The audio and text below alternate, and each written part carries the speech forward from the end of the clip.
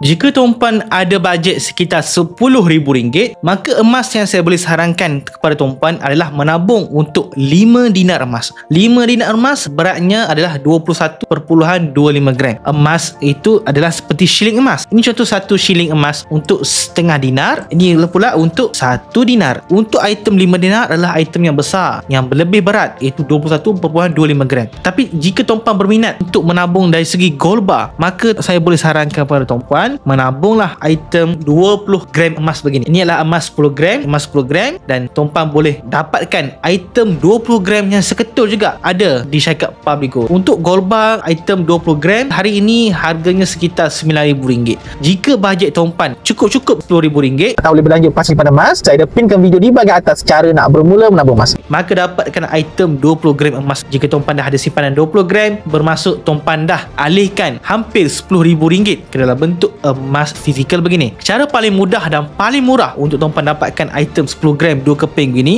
adalah tuan-puan menabung di syarikat emas Public Gold, iaitu akaun emas gap. Tuan-puan boleh menabung sikit-sikit, cukup 20 gram gini, boleh keluarkan emas ni dan simpan di tangan.